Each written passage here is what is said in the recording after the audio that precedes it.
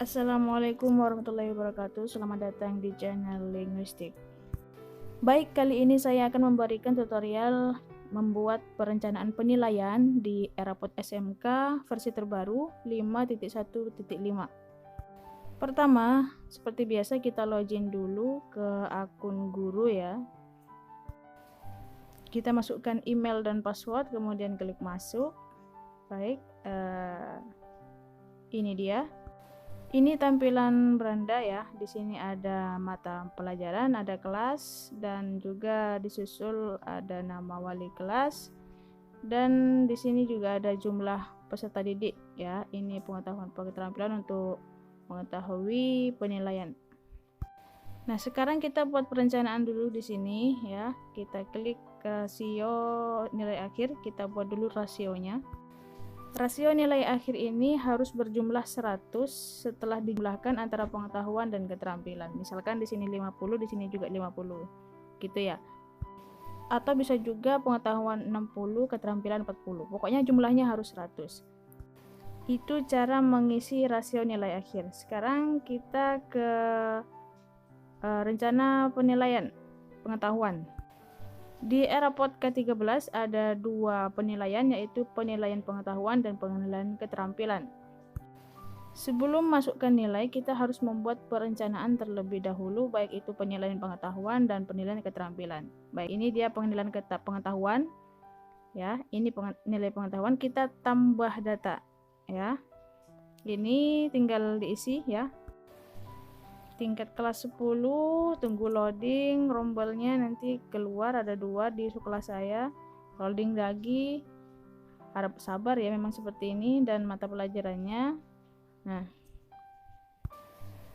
baik, ini muncul ya. Di sini bisa kita tulis PH, penilaian harian, bobotnya 3 kalau PH ya. Kita isi dulu PH gitu. Jenisnya, tekniknya tertulis ya, bisa penugasan, bisa tulis, terserah. Kalau untuk PH ya, bobotnya 3. Kemudian ada PTS ini tekniknya tertulis ya, tes tertulis, bobotnya 2. Kemudian ada juga PAS, kita tulis, tekniknya juga tertulis, bobotnya 2 juga. Dan teman-teman jangan lupa klik 1 KD ya, atau lebih ya. Misalkan kliknya 2 KD, berarti teman-teman harus menyetor 2 nilai seperti itu.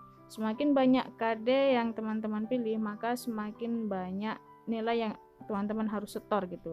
Jadi saya sarankan untuk klik 1 saja KD-nya ya. Jadi cukup menyetor 1 nilai saja seperti itu.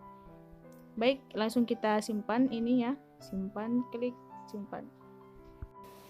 Baik, kita tunggu proses loadingnya. Nah, ini sudah sukses menyimpan rencana penilaian.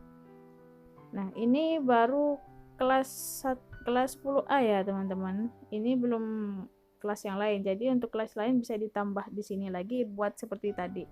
Seperti itu sampai kelas 12.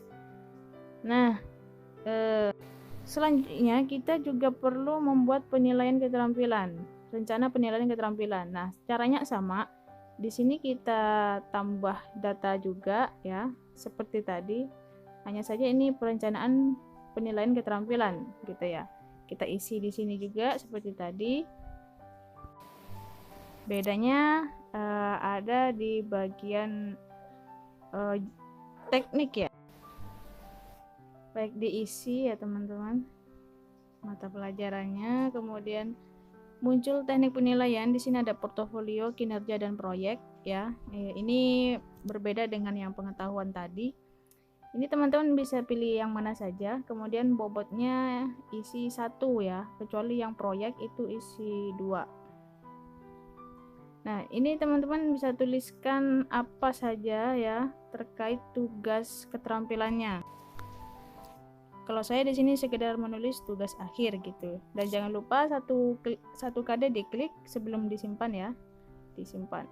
Baik, kita tunggu masih loading untuk menyimpannya, dan ini sudah tersimpan ya teman-teman untuk rencana keterampilan, rencana penilaian keterampilan. Nah, ini sudah tersimpan. Nah, setelah membuat perencanaan tadi, baru kita bisa membuat penilaian. Lebih tepatnya memasukkan nilai, menginput nilai ya. Nah, di sini saya kasih contoh dulu ya, saya tunjukkan dulu ya. Nah, ini untuk menginput nilai ya, menginput nilai pengetahuan tadi. Nah, ini rencana penilaian yang kita buat tadi muncul di sini teman-teman. PH, PTS, dan PAS di sini ya. Jadi kalau belum membuat rencana penilaian, kita nggak bisa menginput nilai. Sekali lagi saya infokan ini. Jadi ini saja yang bisa saya sampaikan untuk cara membuat rencana penilaian, dan Assalamualaikum warahmatullahi wabarakatuh.